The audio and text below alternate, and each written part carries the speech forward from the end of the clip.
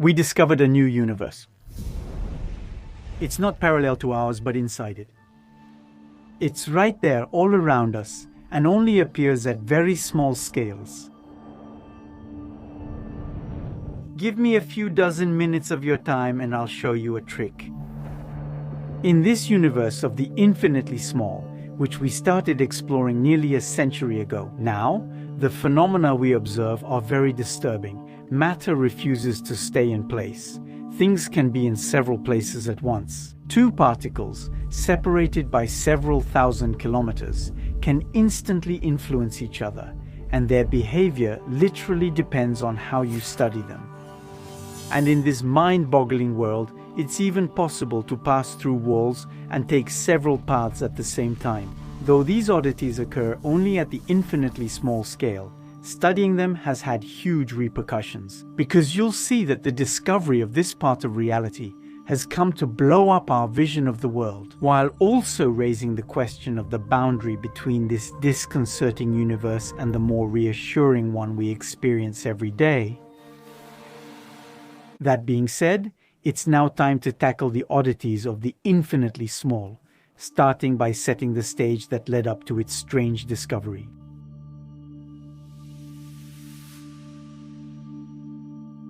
Until the end of the 19th century, all physicists agreed that the universe in which we live is governed only by stable and predictable laws. We live, we die, and in between, the laws of nature don't change their mind while we're looking the other way. When you close your eyes, the chair you're sitting on continues to exist, and the planets keep turning. If you throw a cannonball or an apple into the air, they always end up falling back to the ground, and Newton applauds from his grave. This predictable universe, where the behavior of things obeys logical, elegant, and almost reassuring laws, since we constantly see them at work, under. Just because a falling object seems logical, doesn't mean it's easy to fully understand the laws of nature that govern its fall. But for a very long time, scientists who tried to decipher the forces that govern the universe felt like they were facing a mechanical machine of insane complexity. Without an instruction manual, it's extremely tough to figure out, but you have the intuition that all the pieces are there, and that with enough hard work, it should be possible to uncover the logic behind it. So much so that, for many, science at that time was seen as the art and method of learning to read the mechanics of nature, which people imagined worked like a gigantic clock with gears that fit together in a succession of flawless ticks and tocks. In that universe, which is the one we live in every day, causes have effects. If I drop a bowling ball by this author, I can calculate the impact it will have on my floor, fully knowing that it won't end up in the neighbor's place. Taking the logic even further, it was even thought that, in theory, if we practically know the positions and speeds of all the particles in the universe, today, in principle, like a great omniscient clockmaker, we should be able to predict the future exactly and for all eternity. Except that one day, this predictable and foreseeable universe started, a bit unexpectedly, to crack, and, along with it, our way of understanding reality slowly started to go haywire. Alice began to laugh. "It's useless to try," she said. "You can't believe in impossible things." "I suppose you haven't had much practice," replied the Queen. "When I was younger, I practiced it for half an hour every day. Sometimes, I believed as many as 6 impossible things before breakfast."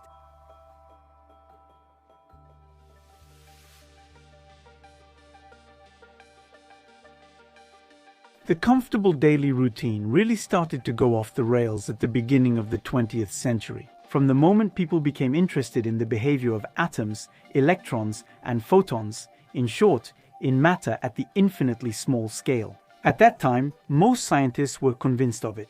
Modern physics was about to beat the game. Electricity, magnetism, thermodynamics, chemistry, everything was coming together. All that remained was refining the decimals, and we would have documented all the laws of nature. It shouldn't take much longer, it's almost done. However, at the start of the 20th century, a few minor issues remained. A few elements whose behavior escapes us, and that make the seemingly well-oiled gears of this beautiful classical mechanism grind a little, and will eventually crack its very foundation. The first thing that bothers researchers a bit is that the theories they had at the time sometimes contradict what they observe. For example, according to these theories, the electrons swirling around the nuclei of atoms should spiral in and happily crash into them within a few nanoseconds. And so, atoms shouldn't even exist, which is obviously not the case, since we're here. And then there's what's called the ultraviolet catastrophe. It gets its name from the fact that, according to classical mechanics, the amount of energy emitted by a simple fireplace should tend toward infinity, and so it should have killed almost instantly everyone who ever lit one, which obviously still isn't the case, since we're here. And finally, there's this strange photoelectric effect where we observe light waves turning into streams of particles. I won't dwell on this experiment, which won Einstein the Nobel Prize in Physics.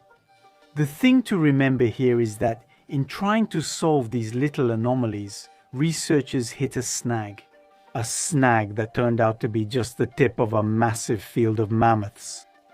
Because each of these anomalies quickly turned into an open door to a new universe, which had eluded us until now, and whose discovery forced us to develop amazing and deeply puzzling experiments, which will force us, if you can believe it, to rethink the very nature of reality. Drop the mic, the universe. You might say I'm exaggerating, so what we'll do is I'll let you decide. Here's the deal. I'll give you, in broad strokes and big outlines, what we found in the infinitely small. And you decide if these discoveries can justify saying that what we thought we knew about reality has definitely collapsed, like a house of cards blown away by a what-the-fuck hurricane.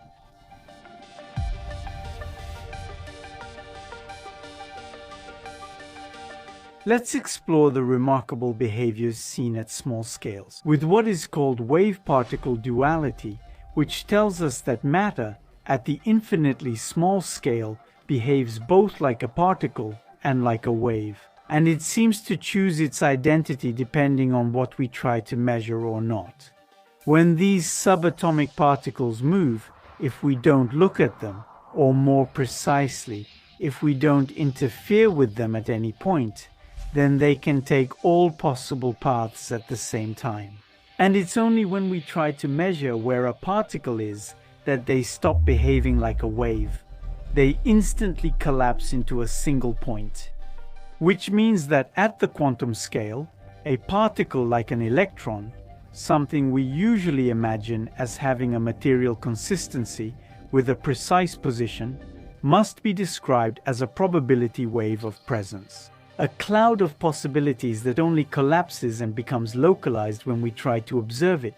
In other words, in the infinitely small. Every time you try to catch fog with a fork, it turns into a pea.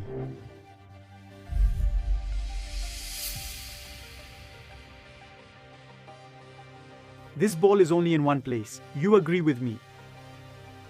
But at the atomic level, at the quantum scale, because of what we call the principle of superposition of states, this kind of obviousness falls apart. And so a particle is a wave, maybe in several superposed states at once. So, an electron can occupy two positions at the same time, have several speeds at the energy level. And it's not that we don't know where the electron is until we try to measure it, it's that it can literally be in several places at once. And it's only when we try to determine the value of its state that we somehow force its wave function to choose among its possibilities. It's only at the moment of measurement that the electron decides to take a position. We agree that here, common sense and its quiet voice urge us to have the courage to run away. This universe which, when studied very closely, seems to not really exist until we look at it. And yet, this complete nonsense has been verified and confirmed by thousands of experiments.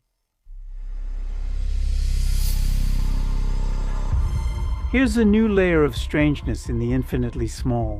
When we try to observe a particle, the value of its speed, the place where we will find it, is always partly determined by chance. A chance that is not a lack of knowledge, not the rotten fruit of ignorance. but which is an integral part of the rules of the game that govern reality at its scales. In the microscopic world, chance follows strict rules. It obeys constrained probabilities, a bit like a slightly loaded die with some faces much smaller than others, and some results are forbidden.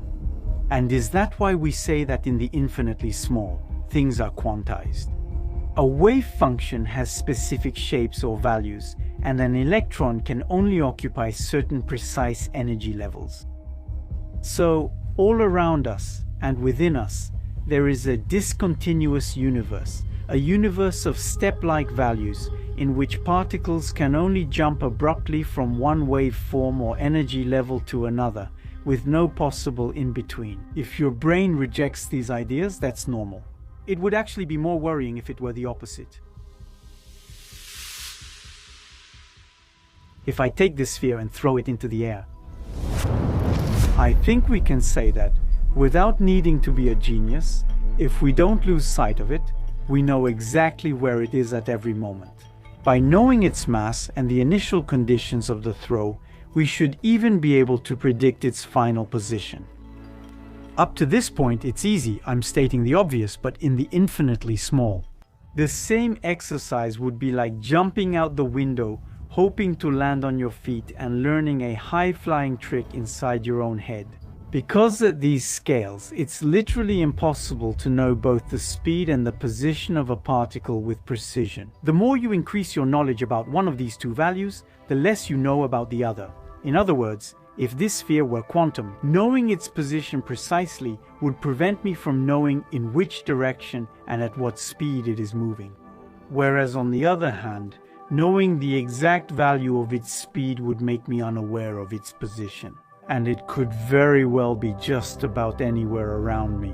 Because of Heisenberg's uncertainty principle, which tells us that as our knowledge of one property increases, our ignorance of the other does as well. The nature of a thing in the quantum world is always in part inherently elusive, and that dooms us to always be a bit in the dark, only able to see one aspect of reality clearly. At the same time, if you're still hungry for strangeness, I can assure you that with the last two pieces to take in, you'll be satisfied.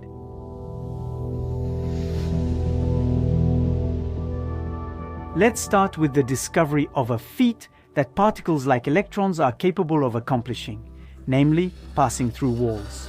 We agree that if you take an object around you and throw it against a wall, unless your house is made of gingerbread or you're using a missile, at no point will the object you threw go through it, let alone come out intact. Even after billions of repetitions, the result remains the same, MFP subtitling. But in the infinitely small, none of this is true, and a quantum particle can exceptionally pass through seemingly insurmountable obstacles, as if a tiny invisible tunnel opened up and gave it access to the other side. This big chunk of strangeness is explained by the fact that, at these scales, particles are also probability waves, which, if they have a lot of energy, partially penetrate the obstacles they encounter.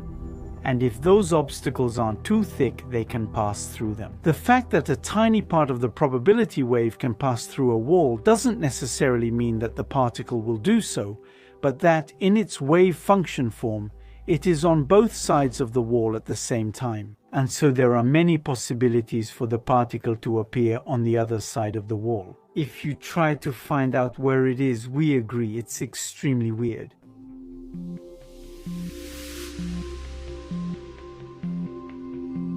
And finally, here is the biggest and last part.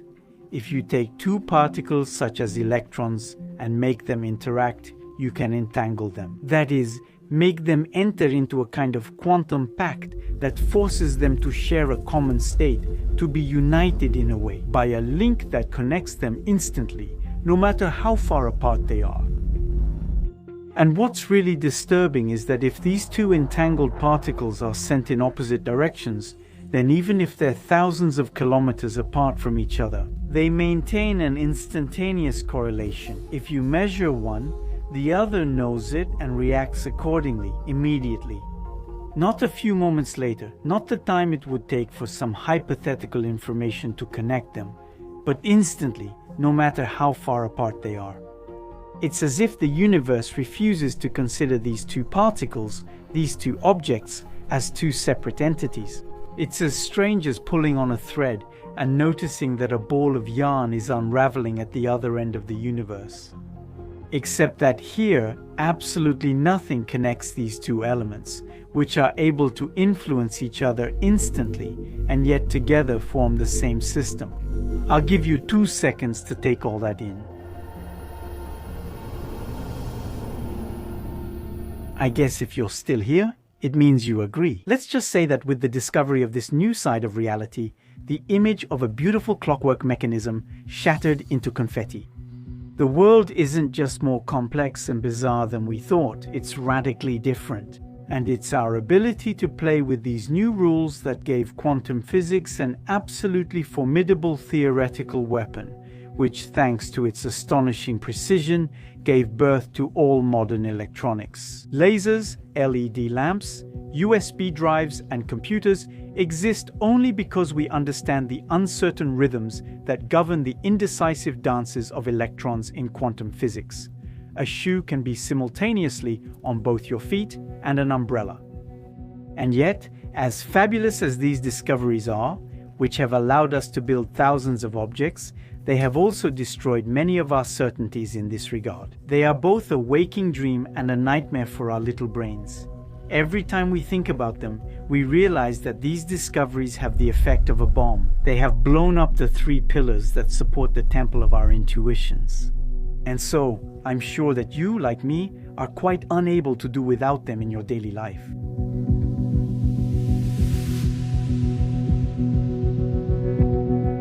The first of these pillars is realism, which could be summed up as, the world exists even when we are not looking at it.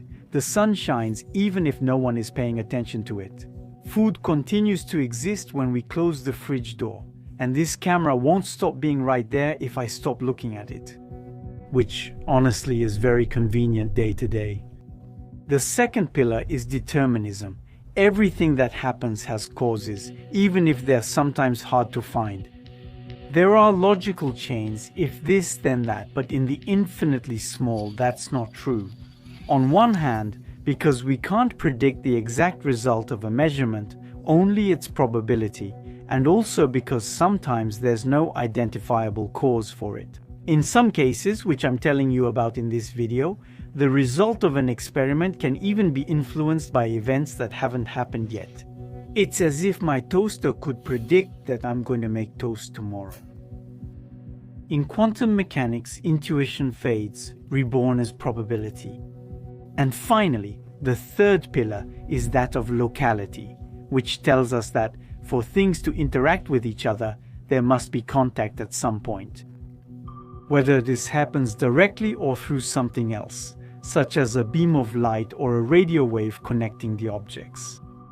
So, something located here cannot instantly influence something else, because it necessarily takes time, even if it's negligible, for the signal to reach it. These 3 major pillars, established by the early 20th century, are the basis of science and common sense. And then, quantum mechanics arrived and it turned everything upside down by showing us that at small scales, these pillars turn into a wobbly stool. Objects don't have definite properties until we measure them. The future isn't written, it's a menu of probabilities, and a particle can influence another one at a distance instantly when they're entangled.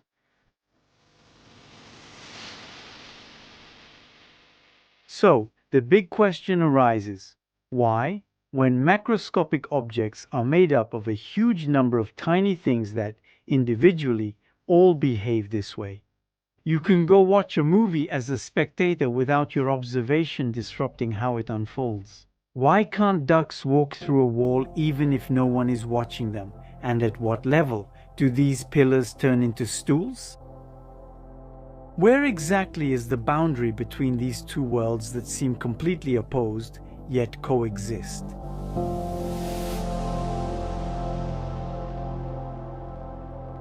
The answer lies at the heart of a phenomenon called decoherence, which silences quantum weirdness. For those like us, who experience the world as giants, it's simply because there are too many particles around us. It's important to understand that, in the macroscopic world, unlike laboratory conditions, subatomic particles are constantly interacting with each other. For an electron to be in several states at once, it needs one crucial thing: controlled isolation of the experiment. It's only without external disturbances that we can observe and study those strange, fleeting properties we've talked about. However, the environment in which particles move all around us is far too rich in interactions for superpositions to last. So, as soon as a microscopic particle finds itself superposed in two states, its immediate environment, made up of a myriad of other particles, acts on it like a kind of quantum glue. And it is almost instantly brought back to reality, forced to choose between all the possibilities. The speed at which the universe forces a particle to stop acting clever is extremely fast, and it essentially depends on the size of the object in question and the richness in matter and energy of its environment. To give you an idea of how fleeting the phenomenon is, consider that the superposition of states of a complex molecule in the air around us disappears in 10 to the minus 30 seconds. The same molecule, in an almost perfect laboratory vacuum, but in the presence of light, can remain in this state for 10 to the minus 13 seconds. And it's believed that in intergalactic vacuum, where practically no matter or light exists, the same molecule should theoretically have a decoherence time of its wavelength of several tens of thousands of years.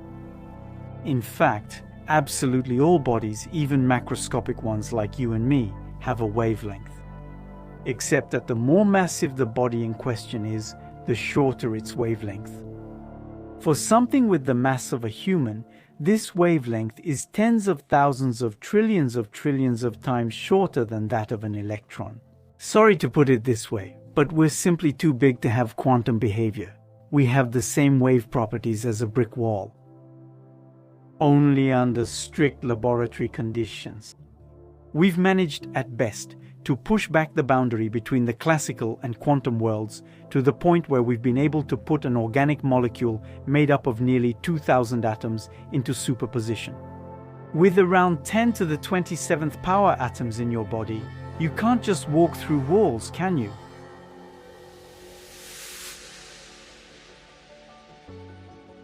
Today, the holy grail of modern physics would be to develop a theory capable of describing at the same time these two worlds that seem to be completely opposed. And to try to achieve this, physicists are racking their brains trying to unify general relativity, which describes the behavior of everything that is very large. You, me, the stars, galaxies, space-time, and quantum mechanics, which describes subatomic particles and fundamental fields.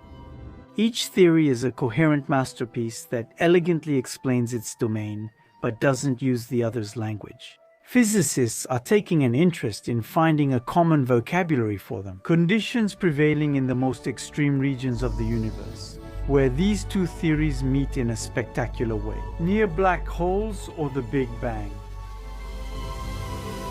Is a physicist the way atoms think about atoms?